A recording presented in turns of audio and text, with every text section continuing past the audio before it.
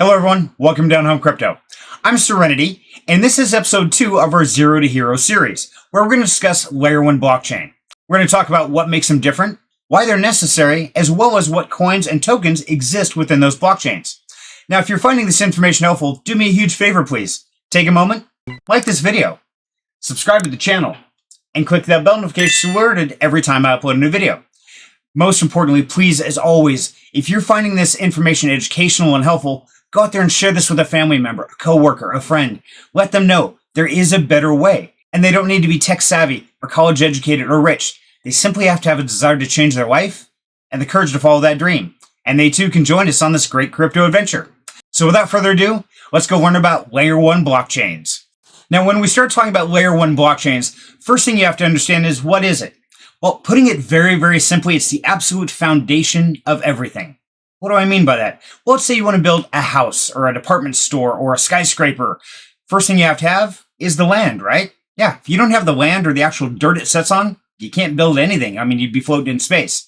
So essentially, that's what a Layer 1 is. It's the absolute foundation of everything that's built upon it. And I've got a representation for you, so let's go take a look at that. So putting it really simply, if we were to take the North American continent here, and we were to say that Canada was the blockchain Ethereum, and Avalanche was the blockchain for the United States, Binance was the blockchain for Mexico, okay? That would be the absolute dirt, okay? That's the very first thing before you can build a house, a store, a road, or anything, is you've got to have the ground to set it on.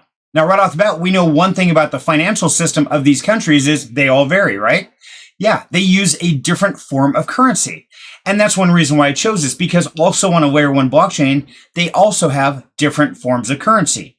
And that's where you come into a coin or a token. So for instance, the token is the native currency of that region or that piece of dirt, if you will. Okay, so like here, Avalanche, well, that's America. They use the US dollar. That's their currency. We go up here to where it says Ethereum, well, that's Canada. We know they use the Canadian dollar, different from the American dollar. If we go down here to where it says Binance, well, we know that's Mexico, and they use the peso, also different from the Canadian dollar or the American dollar. But also, special note, please understand, those currencies have a different value. So for instance, here in America, we use US gallons and US dollars. Well, if I tried to go to Canada and I tried to buy a gallon of gas, well, first of all, I can't, because they use the liter system, not the gallon. And then on top of that, the US dollar and the Canadian dollar do not have the same value. So really, it's a very different aspect. Even though they make a connection there and they're essentially a blockchain per se, there's a lot of variation. So you have to have the native tokens and the tokens within that blockchain to operate on the blockchain. Just like if I go to Canada, I need to pick up some Canadian currency. If I go to Mexico, I need to pick up some of Mexico's currency. Now, the next part to understand is the native token for that region or that blockchain. Because every blockchain has its own native token, just like every country has its own native currency. So let's go through a couple examples real quick. So for the Polygon network, its native token is Matic, and its dollar value to the US dollar right now is 78 cents. For Ethereum, its native token is ETH or Ethereum, and its current value is 1,251 US dollars. For Avalanche, its native token is AVAX, and its current value is $11.74. And for Binance, its current token is the BNB token for $257. So as you can see, not only are they different tokens, but they also have a different value. And that's really critical, because anytime you want to change those funds to a different blockchain or even cash them out to your wallet, you have to go through an exchange process or a bridge to change the form. Now, there's a lot of ways to do that, usually through your centralized exchanges, and we'll cover that in a much later video. Right now, we're talking about Layer 1 blockchains. So the biggest thing to understand is a token can only exist within a certain blockchain. Now, a coin, that is something different. A coin is something that's kind of set apart. It can exist within that blockchain, but it can also exist within multiple blockchains. Now, when we look here under the native token, we see stable coins. Now, what is a stable coin? Essentially, a stable coin is pegged or locked to the value of $1 US. So you're probably asking, well, why do I need a stablecoin and a native token on the same Layer 1 blockchain? Well, we're going to have a video later down the road that covers all of this in explicit detail, but I want to give you a real quick example. Let's say you have $100 on the Polygon network in Matic. That means you have about 126 tokens right now, and they're worth 78 cents per token. But what happens if the price of that token drops down? Because remember, native tokens are volatile in price. So that 78 cents per token drops to say 50 cents a token.